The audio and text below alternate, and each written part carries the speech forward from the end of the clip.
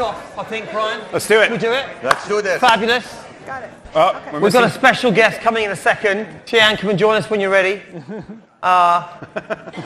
Mike Atkins. Mike? Should we clap? No, don't tell me. Okay, welcome everybody. Could we throw up the first slide? Is that possible?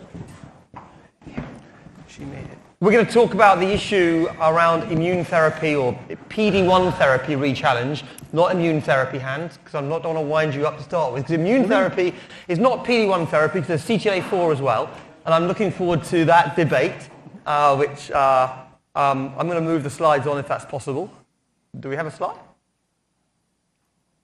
Fabulous. No, go back. Go back about 7. Who wants to start? Toni, would you like to start? I think you were involved in Contact 3, is that right? I believe so. You were indeed.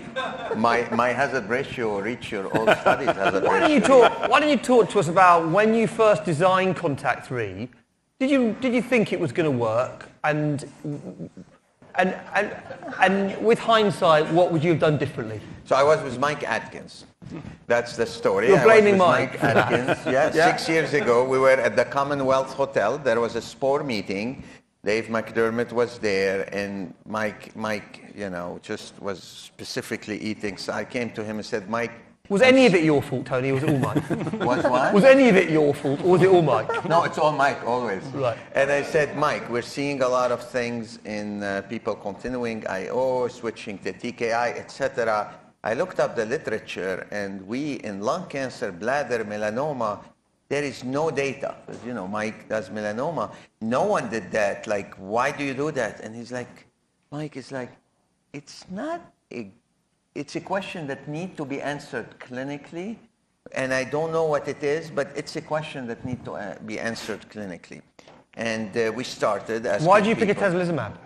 why it need to answer quickly? Why atezolizumab? Why did you pick atezolizumab? Was it because PD-1 was... Because in this study, we wanted a drug that didn't win, that is active. Yes. So 25% response rate at that time from David's study in untreated population. And second, we want a drug that wasn't used as a first line, and Nivo and Pembro were killing it. David's drug wasn't killing it. So it's partly David's fault as well. It's David and Mike. And Mike. Yeah, so far, okay, we've got two culprits. We said, and maybe switching from PD-1, PD-L1, so we designed Contact 3 with Laurence, Monty, and others. Lots of people the rest is responsible. history. I'm going to stop. Okay, and what about T-Nivo 2? Who wants to describe how that, who wants to talk about that study and how that came about? So Laurence and Bernard, but Laurent led the initial study, T-Nivo 1 or something, with an untreated patient, in PD-1 naive patient, there was activity. And at that time, when Contact 3 was doing, people were like, you have to use a PD-1 inhibitor. And who told you that you should switch to another drug? And at that time, all the OS benefit from axiavilumab and from emotion came down. Initially, we wanted to combine Pembro. But then there was no phase 1, so we went with T-Nivo. And why did you pick a lower dose of tivozanib? Was that a concern at the time? Yes. Because we did have data kicking around suggesting that dosing of VEGF TKI was relevant. It was situational.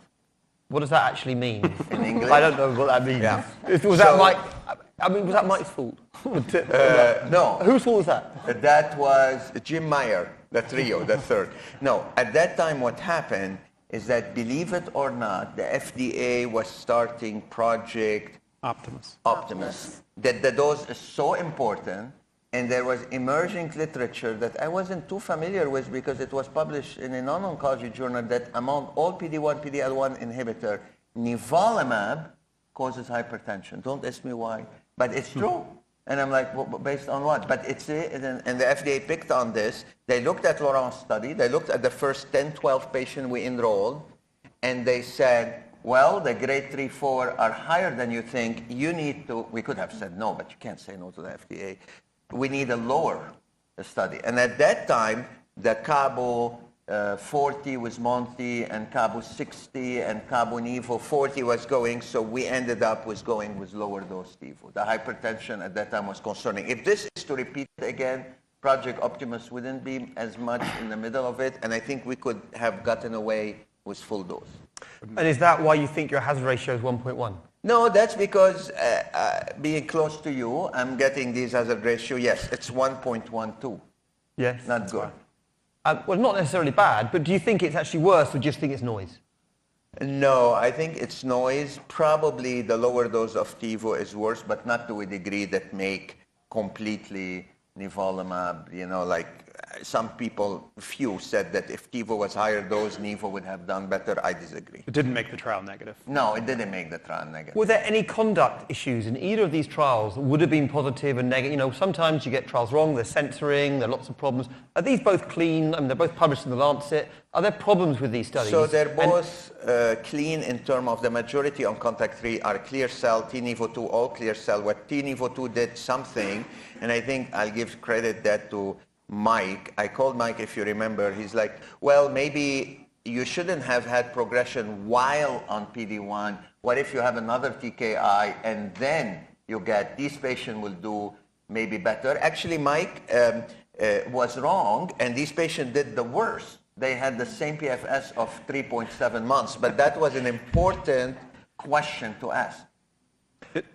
Poor Mike's taking a beating, but that could just be because it was third line versus second line. Though. Could be, right. could be. But I listened to Mike, and Mike's going to grab the microphone in a second. David, what's the biological rationale for Rechallenge with immune therapy? It's limited. So if you think of patients who start on immune checkpoint blockade with PD-1, they come off for several reasons. One, most commonly, is progression while on drug. The other is, if they have a great response or they get to the end of a course of, say, 2 years and come off therapy. Some come off for toxicity. So had you enrolled patients on this study that came off prior for toxicity with a prior regimen, or had come off, 2 years of treatment and, for whatever reason, waited a couple years before entering the study, you might have seen a difference in some of those patients. But most of these patients had recently prior PD-1. And we know that while the half-life of PD-1 is relatively short as an antibody, 2 to 3 weeks, it sticks on your immune cells for months. So most of these people on both arms were probably still on PD-1. So the result, while important, because hopefully we'll all take it and stop giving PD-1 after PD-1, it's important for clinical practice. It's completely expected. But it also is important for the next big question, which is not so much these trials, which will hopefully influence limit practice, but what do you do in the adjuvant setting? And that gets back to the question of, is there such a thing as PD-1 deficiency, PD-1 blockade deficiency? And the answer is there probably is. Describe what that actually means. Okay, so in the early days of PD-1, this is when you were in high school, you could only give PD-1 for a certain amount of time. You had to stop at 2 years. Actually, the initial trial, which is led by Julie Bramer, JCO, you could only get 1 dose because people were worried about explosions of lymphoproliferative disease by blocking PD-1. So you could only get a second dose if you were benefiting from the first dose. So we went from 1 dose on Julie's trial to 2 years, which was completely arbitrary, picked out of nowhere. But the interesting part about those trials, both with Pembro and Nivo, is if you look at what happened to some of those patients after 2 years, meaning they made it that long and then stopped, depending on the disease, they did different things. So in the case of melanoma, 90% of those patients stayed in response off drug. In the other tumor types, it was less than 90%. And that variability, that intratumoral variability, needs to be better defined because there are probably some patients with kidney cancer, maybe even with bladder, that might need continuous PD-1. If you ask me what the percent of that patient population is, I can't give you an answer, but it's probably not 0. But it's different based on different diseases. And it is in that group of patients where reinstituting PD-1, I think, after adjuvant PD-1 might make some sense. But we need to define what that is. But you don't think, have these trials been done in pick whatever population you want, that they would be positive? No, because that population is so small. Yeah. You couldn't enroll that trial. This result is exactly what they should have gotten. If anything, the T-Nevo trial proves that lowering the dose of the TKI probably limits the impact of the therapy, and that's actually also potentially an important concept for us to think about in future trials, because as many of us who use VEGF PD-1 combinations know, they're either not starting out on full dose of VEGF blockade in some of those regimens, or we're lowering the doses of VEGF in other regimens, often significantly. So if you look at what, particularly in the community, how much of drug X they're giving, it's often much less than the label suggests, and you're probably limiting efficacy when you do that. Tian, what's your take on this story? You know, what strikes me is that these were all kind of unselected patient populations, and what we have been behind on in solid tumors and kidney cancer is that we don't have a lot of serial time monitoring for our patients, unlike the lung or breast populations where we know what resistance looks like, right? And so I would love to be in a future state where we're thinking about what is actually happening for IO resistance and to try to tackle those mechanisms of resistance. To me, what these trials speak to is that we're just in a black box in terms of not understanding IO resistance, PD-1 resistance. Is there anyone, Tian, who you'd read? So let's see if frontline axi-pembro, progression of disease after 12 months on both drugs. Is there any time or any place where that patient will ever receive immune checkpoint inhibition again? I mean, we have these patients now, 4, 5, 6 lines in, and so if they've had a really nice frontline response, and now they've had, a couple of serial TKIs, they're more than a year out, where we think their T cells are completely exhausted, and they're, maybe in a more sensitive setting. Could we perceive the chance that that patient might, rechallenge? You said so there's a year gap for you, a year off VEGF-targeted therapy, maybe rechallenge. David? So you said, would you give immune checkpoint blockade to that patient? PD-1, PD-L1, sorry. Yes, so I think we need to be clear. Yes, I'm saying PD-L1. We're going to get to CTLA-4 later. Okay, good. I can't wait. We're coming to CTLA-4. We're on slide 1, so. So we're coming to that. So PD-L1, not immune checkpoint. Obviously, good. OX40 Yes. and TIM3 and all. Toni, what's your take? Ever rechallenge anyone with advanced disease after a year of axi-pembro? Yeah. When? A year is my time. A year gap, you have another go. A year gap. Despite all of the evidence from these two studies, these huge undertakings, you're going to have a second shot of the dice. And what's the biology behind that re-response? I don't know. This is my decision. There were early trials, BMS did them, where, Nivo-treated folks, they did very nice T-cell modeling, and the T-cells stayed active for about 6 to 9 months after a single dose of nivolumab. And so that's where I base my premise of, maybe a year later, they might be resensitized. We've done two big randomized trials. They're both negative. They included these patients. Do you think someone in the audience who's, let's say they do different type of cancer, or even they don't even do cancer, they do lung disease or renal disease. Let's say these oncologists, they've done two big randomized trials, completely negative, and they're all rechallenging. Just to be clear, a year from Adjuvant. You asked No, Adjuvant? I'm asking a year after first line axi-pembro. Yes. First line axi-pembro progression. So you shouldn't do it. If someone comes off therapy, when they're on PD-1 and it progresses on therapy, they shouldn't see it. There's no reason to expect that the second PD-1 to do anything. We wouldn't give Rituxan after going through Rituxan. We wouldn't give, EV after someone blew through EV. We shouldn't do it with these drugs, even though they're easy to give and we want to believe that they're active. It's wishful thinking after someone progresses through therapy. Totally agree. Yeah, So Toni, I'm going to ask you the question again. In metastatic disease, rechallenge. Correct. The only thing I do is Nivo-Ipi, but don't do CTLA-4. We're just a slight. We're not talking about CTLA-4, we're talking about... Yeah, no. The answer metastatic, Pembrolizumab, I do not. So Tian, you've got a bit of uncertainty in your mind, but Brian, I'm guessing I know what you think. Yeah, I wouldn't retreat anybody with PD-1-based therapy. I think it's totally made up. Right? It's wishful thinking, right? I call it faith-based medicine. Like, I hope it works. I want it to work, but there's not a shred of evidence it does. There's a lot of evidence it doesn't. There were 3 toxic deaths on Contact 03, so there are consequences to this. I mean, these mistletoe... CTLA-4 is, I think, a different question we're going to talk about in a few slides. At least mistletoe we don't know. Okay, so this is a different study. Do we need to do this study? This is post-adjuvant, to be clear.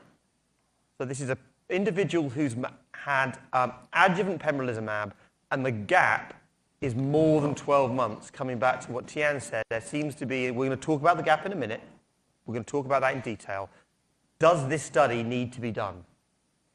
Who wants to kick off? It's your slide, Brian. Yeah. I mean, they're all my slides. But I think the answer is yes and no, right? I mean, this study will be negative, right? So we don't need to do it. It's a waste of time and resources. Let's do other things with our patients' lives and time and resources. And even if we do it and it's negative, people say, well, what if it's 18 months? I mean, if we're going to continually ignore large randomized data, then let's just not do it. Toni? Would you ask Mike? I mean, I think, would I do it?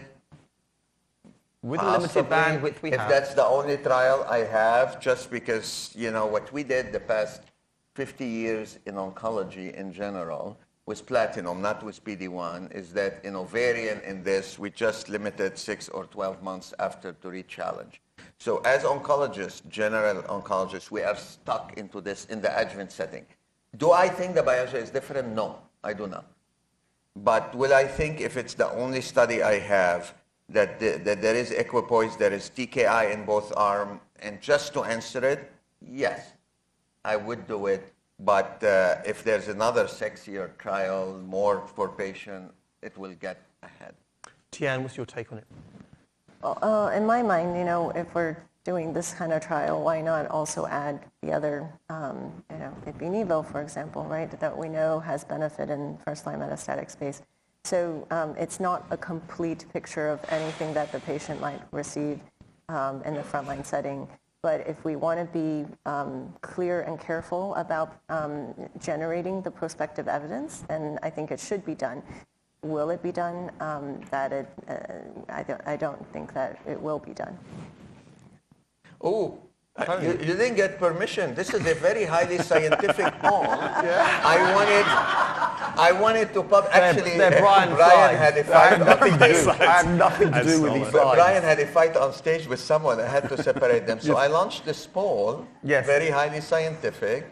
I said after T-Nivo 2 and Contact 3, would you do a third randomized study with Pembro? Because no one has done it with Pembro, and Pembro, And then look what happened.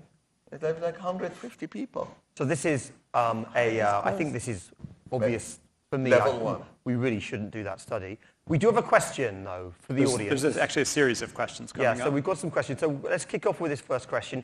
Would you do a study of a PD-1 inhibitor in RCC after prior pembrolizumab? It can be ipi-nivo if you want. But this is single agent, like no CTLA-4. No CTLA-4, no CTLA-4. It's got to be PD-1. It's got to be a PD-1 inhibitor. My question. I think actually I'm chairing it, Brian. I know that you made the slides. I understand that. I can't make my phone work. You need a new phone. I do need a new phone. Okay, we're done here. It's very close. Yeah, well. So we want to go and do this all over again? Well. Have we not got better questions in kidney cancer? Actually, no. It is very split. So for those people who are listening, it's so would you do a trial of a PD-1-based therapy in renal cancer after prior adjuvant pembrolizumab?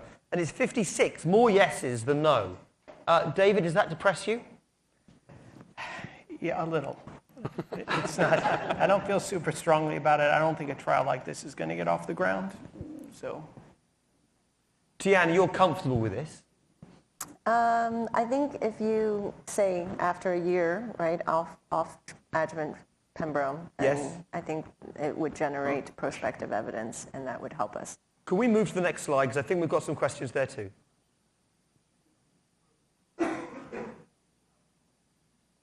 We can move forward. That'd be great. Okay, so I've moved forward quite a few slides. Here we go. So if we were to do this trial, when would we have that minimum period? So Tian's just said 12 months. Most of you think we should do it. I'd really prefer it if only the people who voted that we should do the trial vote. Because if you don't think you should do the study, then it kind of becomes... number 5 would be... Vote infinity. Okay, infinity. Fine. Okay, if you voted no, then go for infinity. Oh. I'm pleased you're here, Brian, otherwise this would be a disaster. It's true for a lot of things.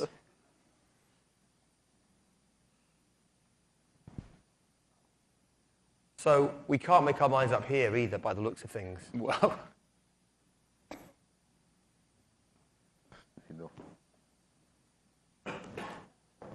wow. So I think we all agree that there needs to be a gap, and I think most people feel 12 months or more. So more than half the audience, about 60% believe 12 months or more. So Tian, I think you've got that right, by the looks of things, that it's that first year is not long enough.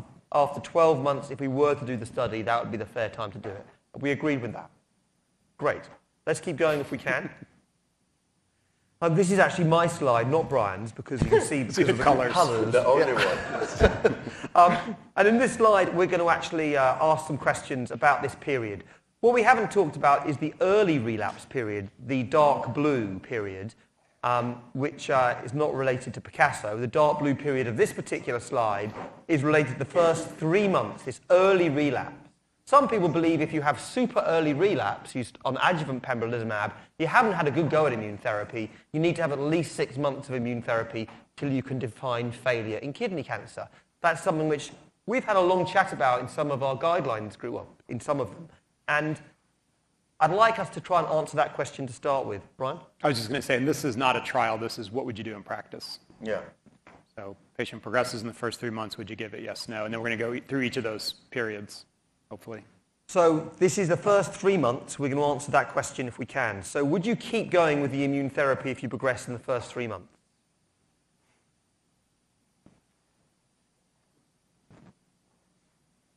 Wow. I cannot believe this. 2 phase 3. So we've got a 33%, or more than that actually. Yeah, about 33. So if we could, we're going to call it 33. Oh no, it's going down all the time. About 30% of people would feel that I mean, my feeling is that 3 months is long enough for immune therapy to work, and I don't think we don't have much, I don't believe in pseudo-progression with Axi-Pembro. And I think if the cancer progresses during that time, I probably wouldn't keep going. Although I can see that being done. Brian, what do you think about that? Lawrence, I know what you think about it. Lawrence, why don't you grab a microphone? Give us your opinion. Because I know you feel strongly about it. Well, I know. I'm far away. Tell me what we talked about. Yeah, so we had the chance to discuss that within the EAU guidelines. So the thing is, you want to make sure patients get properly exposed. And there's a thin line if you put that at 3 months or 6 months. Clearly 6 months means the patient has been fully exposed. But if this happened within the first 3 months, well, you will never know that if the patient was actually properly treated. So my gut feeling is that I want at least 3 months. But there is that gray zone. We don't know if it's 3, 3 plus, 3 minus. We talked about going to 6, didn't we? Giving like the first scan. That was the decision we made, absolutely. Yeah, do the first scan and then go to the second scan just to be sure. Progression on the second scan, call it a day. I think that's what we talked about there. But to be clear, it's just you're just making it up. Yes. Yeah. Yes. That's awesome. But I think there's okay. Period 2, later relapse. It's meant to be 3 to 6, Shilpa. I think.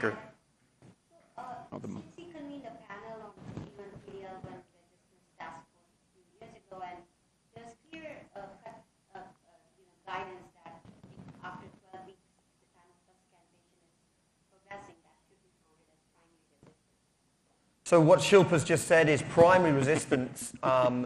Petros, do you want to go to the mic? That would be cool. But she'll think what Shilpa just said was that actually your guidelines say that defines primary progression and you shouldn't keep going.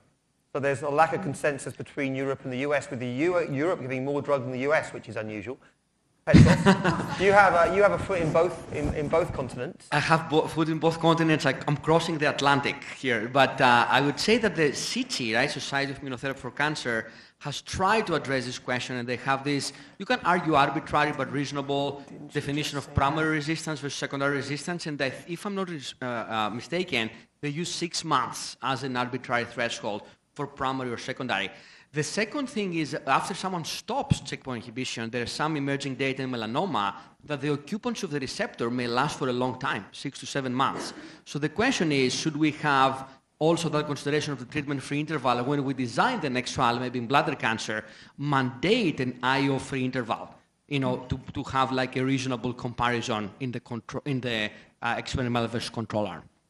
Okay, so thank you, Petros. We're going to keep going. Period 2, we're going to vote again. This is relapse on therapy, not in the first 3 months. So this is patients relapsing during month 3 to month 12. Yeah, I think the numbers got misaligned. Completely. Your slide. That is my slide. The only one. Okay, so we're getting more consensus here. So everyone agrees that on therapy. Can we move to the next question, please? Oh. People are still voting. Give them. So actually 15% of people feel that even if you progress on immune therapy, and during that 3 to 12 month period, 1/8 of us believe that you should keep going with immune therapy. Can we move to the next slide, please? Or the next question.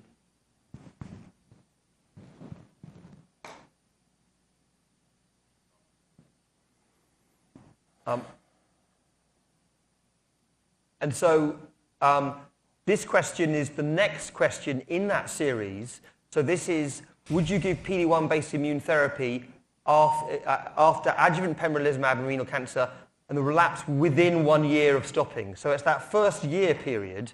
It's not the one that we agreed in the trial design. We said it would be more than a year. So it's, you've stopped immune therapy and then you're relapsing within that 12-month period.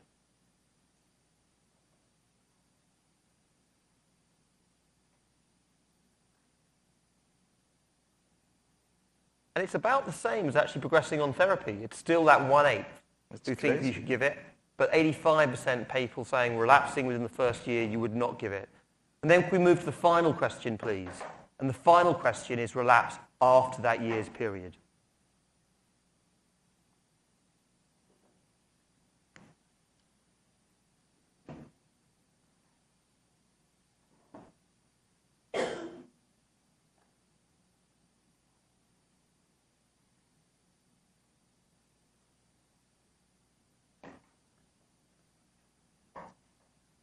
So it's going up a bit, but here is 75-25%.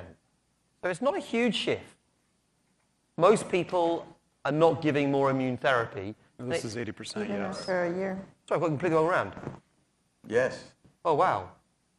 Okay. So we've That got a magical year cutoff. Yeah, so that magic year cutoff makes a huge difference for us. We go from almost all of us not flip. giving it, and it flips completely the way around. What do you think about that, David? Like I said, if you believe in the concept of PD-1 insufficiency, then just giving PD-1 alone might be useful to those patients who no longer have it on their immune cells at that point.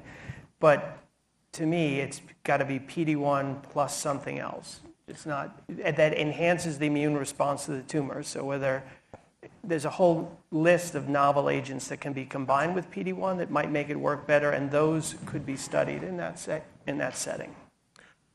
Mike, could you just tell us what you think about what you've seen so far? Would that be possible?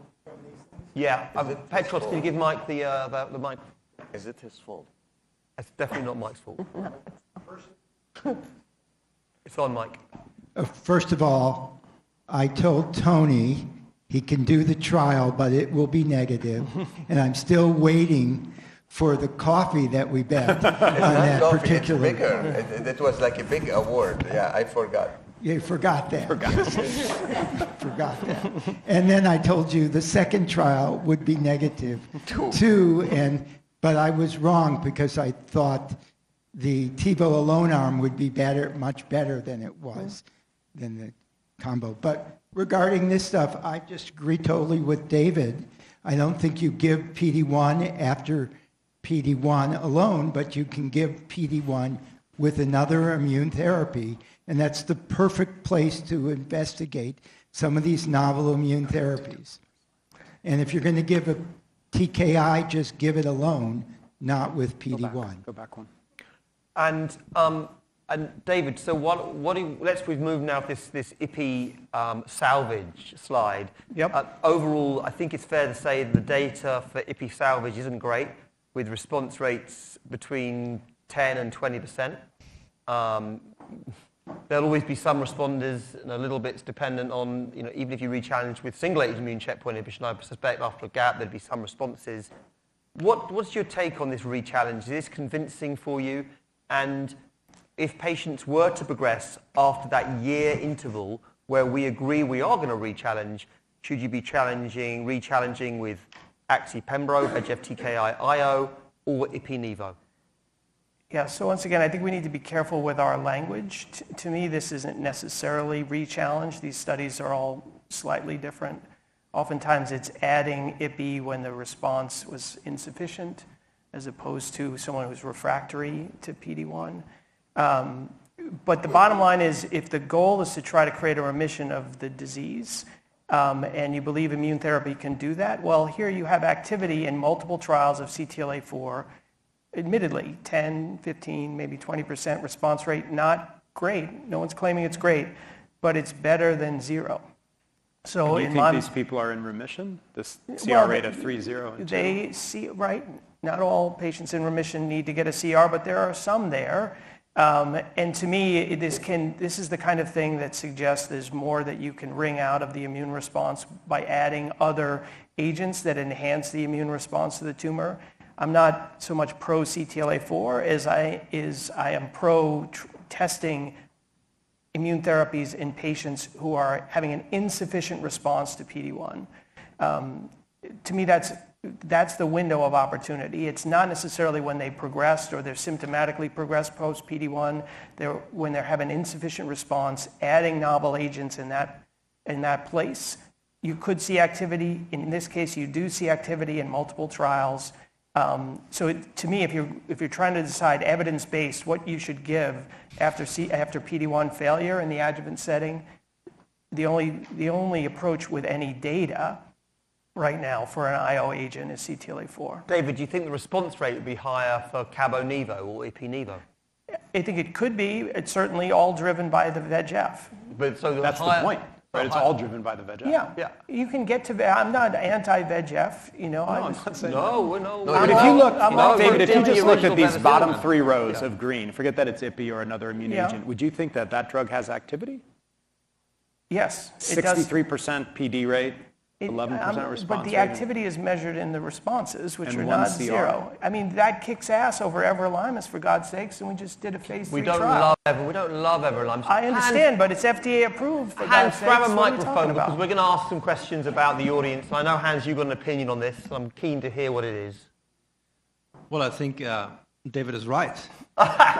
So first of all, 15, 20%, why are we belittling this, right? There are other cancers who will be excited to have a 15, 20% response rate to any form of immunotherapy. So I think we are blessed that there is another option. I think all of us have patients who have subsequently responded. You don't need to have a CR to respond durably from immunotherapy. Again, we need more data in that space. These are a small subset of patients, but I do think it's the right approach. And I don't have a problem with a high PD rate in carefully selected patients. Obviously, patients who are highly symptomatic with a large disease burden, you want to go with the VEGF-TKI. But there are many more patients than that who actually can play another time with immunotherapy. And Hans, how do you reply to the fact that the response rate with Cabo-Nivo is going to be 40%? Well, it's Cabo response rate. I mean, I don't care about Cabo-Nivo. You can use Cabo, you can use your favorite VEGF-TKI. So I mean that. I mean any VEGF-TKI, whatever it might be. They're purely palliative in nature. The question is, can we induce durable responses in these patients who've progressed on PD-1? That is the goal, right? The goal is cure, not palliation. But it's not clear that we're achieving that cure here. Let's go with Tian. Tian, I want to hear what your approach is to this patient. Let's say they're 75-year-old, year of adjuvant pembrolizumab, relapsed with 6 lung metastasis, exactly a year after. It makes them essentially, because it's a year after, they're an IDMC good risk patient. What treatment are you going to give a good risk patient lapsing a year after? So that particular situation, we would talk about all of the frontline options. I think what makes us uncomfortable, right, as oncologists and as talking with our patients is this, don't know who is in that 14 to 20%, responses to salvage IPI. So I think IPI-NIVO is an option. But for the person who is like, I need to see my thing shrink and I want the best chance of seeing my target lesion shrink, then I'm not comfortable with that primary PD rate that Brian brought up. And so in those cases, then we're turning to our VEGF-IOs. Tony. The one thing I would love to see that will never happen, IPI 1 mg per kg single agent activity as a benchmark. I'm not sure I totally agree with Mike on PD-1 plus another drug. I do believe that there is a chance that the NIVO IPI activity in fraction RCC, and fraction RCC is a study post-PD-1, post-PD-L1 that showed 17% PR durable, published in JITC, which is different than untreated patient of the 42%. But I would argue, until proven otherwise, that the 17% is driven by IPI 1 mg per kg only, without PD-1. No one going to do that study, certainly not BMS, where's Mario? But I would love to. I would love to be proven wrong. So and just, I think we are giving NIVO wrongly here. So we're just going to round this up, if I may. Before we round it up, I do want to ask four of you, starting with you, Brian. Mike agrees. So you've got a 75-year-old man or woman, a year of Pembro, exactly a year off. They relapse with 6 lung metastasis. They're IMDC, good risk disease. What are you giving them? I think my default would be Cabo. Single agent Cabo. Tony. Single agent Cabo. Tian.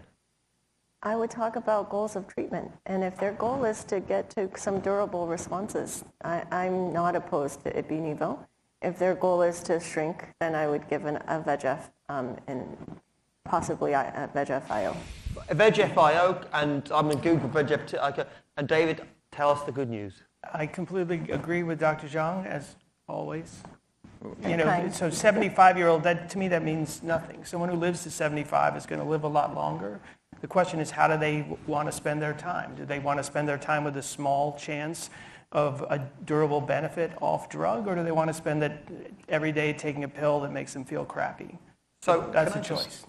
Or wait to take the pill that makes you feel crappy after you try CTLA-4 for a few months. We're not anti-TKI. Do we know, and I'm asking Mike and everyone, you guys keep talking about, there's durable chance of response. Do we know, are any of these patients in durable response? Has that ever been published? So the fraction are durable so far. Durable meaning? 3 years, PR. Most of them, there was 9. Most of them, 8 are durable. But I would argue it's IPI only doing the trick. Mike, sorry. I know I could be wrong, but someone has to do It's not a question. To me, it's not a question of either or. It's a question, as Tian said, of what right sequence.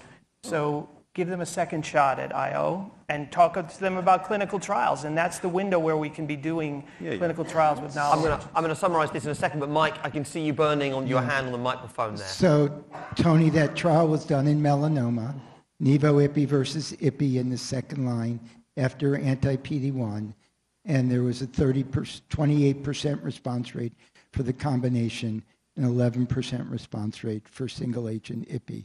So in order to keep the T cells active, you need to keep PD-1 blocked. And in every combination with immune therapy, or in every novel immune therapy, it's probably going to be better if it truly activates the T cells to keep PD-1 pathway blocked. That's the only example where maybe there is synergy. That's the only example, period. But it is in the most immune sensitive cancer. It's in melanoma. With single agent CTLA-4. I'm really anxious about translating melanoma results elsewhere. I'm just, having spent a lot of time trying to do that in our lives in a whole string of tumors, it hasn't been a successful strategy. And so when you don't know the answer, assuming melanoma is going to be the same as bladder cancer, kidney cancer, or head and neck cancer would be a mistake in my opinion. I'm going to summarize. David, you're going to say something. I can see you dying to. I want to try and round this up. I'm dying to round this up. Dying is a strong word, but you say this a lot, and it's hard to argue that you're wrong that different tumor types have different responses to immune therapy. But essentially, what we're trying to get across is we're treating the immune cells here, and those immune cells are going to react to these drugs in patients pretty similarly, regardless of the tumor type. So I think in summary, It doesn't mean this effect is going to be the same, but the principles are the same. So we're arguing the. I'm going to let you go with this. No, I don't agree. CD8 high is good everywhere except in renal. Okay, so I've lost control. Well, I've lost control. The worst chairing session ever. In summary, then, we're not super keen on Rechallenge with PD-1 therapy in metastatic disease. There is some discussion about late relapses, but then as a group, we don't feel it's a great idea. However, in the adjuvant setting, with that year gap, we seem to be more comfortable for reasons that remain unclear to me. Nevertheless, particularly changing from PD-1 to PD-1 CTLA-4 seemed to have more appetite than Rechallenge with PD-1 alone, and there weren't many people in our panel who wanted to give VEGF TKI IO combinations. It's either Cabo or another VEGF TKI or something slightly eccentric with Ipi-Nivo. Yeah, it's sensible because there's some preliminary data. But so are you saying that you're going to hold yourself in the bladder cancer world to the same standards? Oh, here we go.